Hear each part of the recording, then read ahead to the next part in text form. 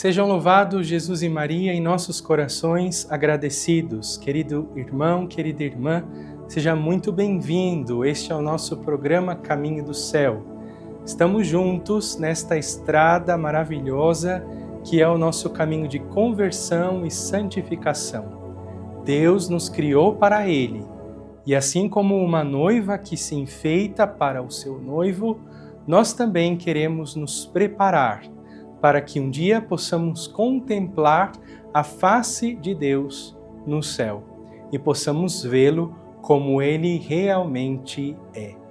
Eu espero que esses nossos passos tenham surtido efeito na sua vida e que você possa estar se dedicando para que esses passos, essas orientações e essas direções possam ser concretizadas na sua vida. Nunca se esqueça de que Deus nos ama como nós somos. Agora, nós buscamos a nossa conversão para que possamos amar a Deus de um modo mais generoso e de um modo mais radical. A conversão não é algo que nós buscamos para que Deus nos ame. Deus nos ama independentemente de qualquer coisa. Mas quando nós buscamos a nossa conversão, nós podemos amar a Deus de um modo mais generoso, de um modo mais radical. Então, buscar a mudança de vida é tomar a decisão de amar a Deus com um amor cada vez maior, porque é exatamente o contrário que o pecado faz com a gente. Todas as vezes que nós vamos nos envolvendo com o pecado, quando nós vamos pecando, quando nós vamos errando, esses pecados nos impedem de amar a Deus.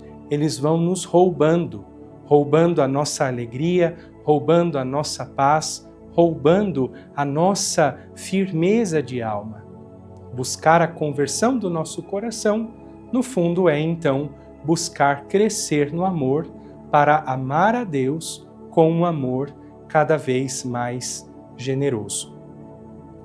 Nós estamos neste caminho do céu aprendendo com a palavra de Deus, mas também aprendendo com Santa Faustina. E por isso hoje eu gostaria de meditar com você um trecho da palavra que nos coloca diante de uma verdade muito importante. Lá na carta de São Paulo aos Gálatas, no capítulo 6, a partir do versículo 7, São Paulo nos fala o seguinte: não vos enganeis, de Deus não se zomba. O que o homem semeia, isto mesmo colherá. A gente sempre tem que imaginar a nossa vida como uma semeadura e uma colheita. Agora nós estamos semeando, mas vai chegar o momento em que nós vamos colher. E se nós semeamos aquilo que é mal, nós vamos colher o que é mal. Mas se semeamos o que é bom, vamos colher aquilo que é bom. É claro que aqui São Paulo não está falando de uma realidade material, mas está falando de uma realidade espiritual. Ainda neste trecho, no versículo 8, ele diz assim: quem semeia na carne, da carne colherá a corrupção. Quem semeia no Espírito, do Espírito colherá a vida eterna. Então, Deus nos deu o livre-arbítrio, Deus nos deu a liberdade. Mas nós temos que colocar no nosso coração o seguinte: que tudo aquilo que nós semeamos nesta terra, nós vamos colher. Quem semeia as coisas eternas, colherá as coisas eternas. Mas quem só gasta a sua vida pensando em realidades temporais e materiais, colherá a perdição e a corrupção. É claro que aqui é importante explicar isso, que nós precisamos trabalhar, nós precisamos estudar, nós precisamos cuidar da nossa vida. Mas eu nunca posso perder de vista que a minha meta ou que o meu fim último é a vida eterna. Se de repente eu tenho uma profissão, eu não posso pensar que a minha vida consiste apenas em trabalhar, receber o meu salário, pagar as contas e curtir a vida.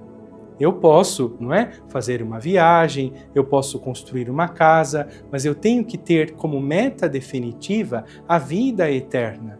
Então, se Deus me dá condições de ter recursos materiais ou de ter um dom, uma habilidade, eu preciso colocar isso a serviço dos outros.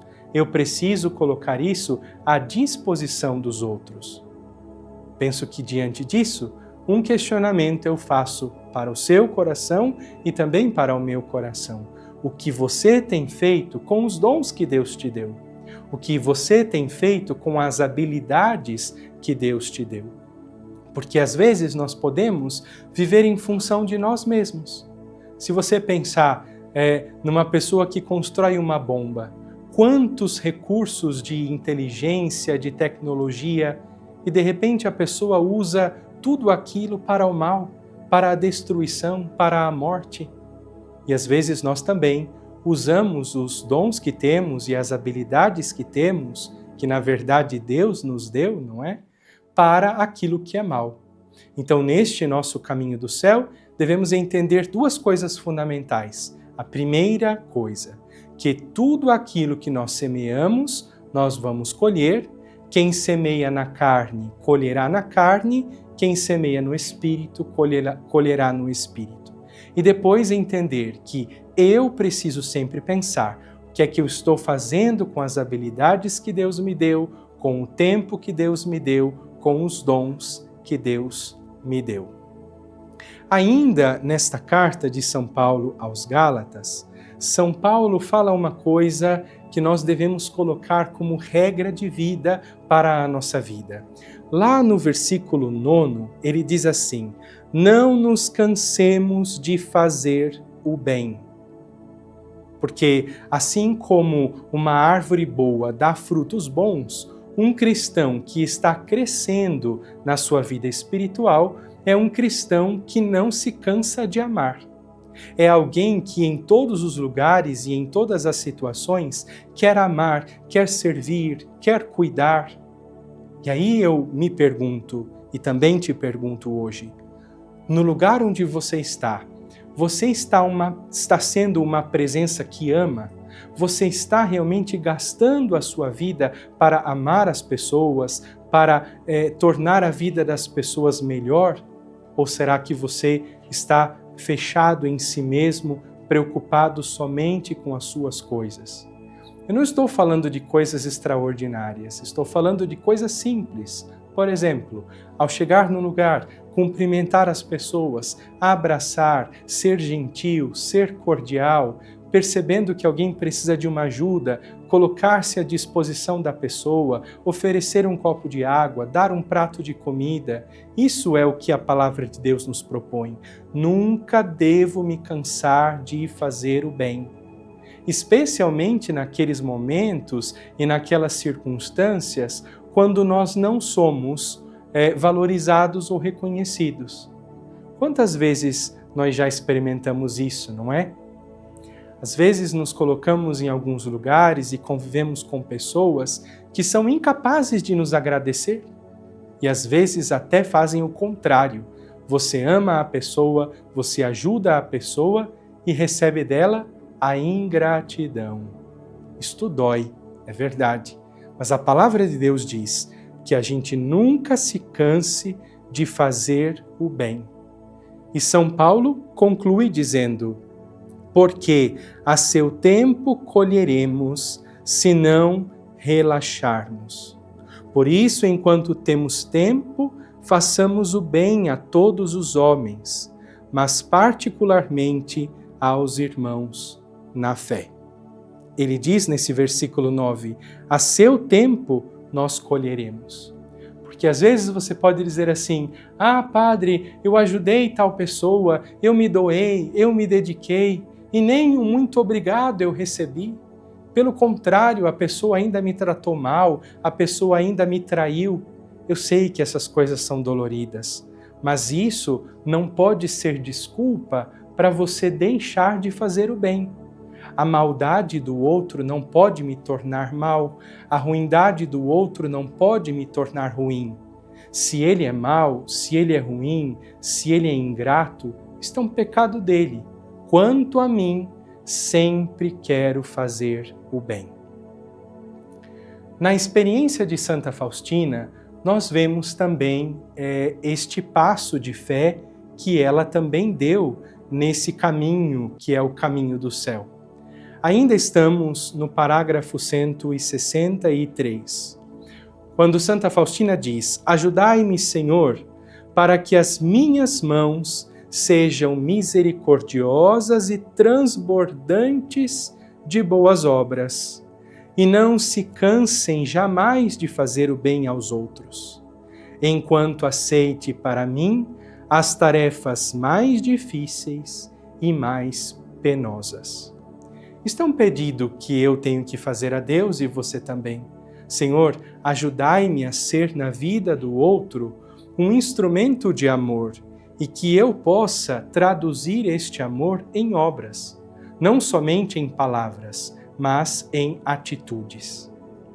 Portanto, hoje, o que eu quero propor a você, a partir daquilo que a Palavra de Deus nos ensina e a partir daquilo que Santa Faustina também nos ensina com o seu testemunho, é que interiormente você se questione: como posso demonstrar amor a esta pessoa neste lugar?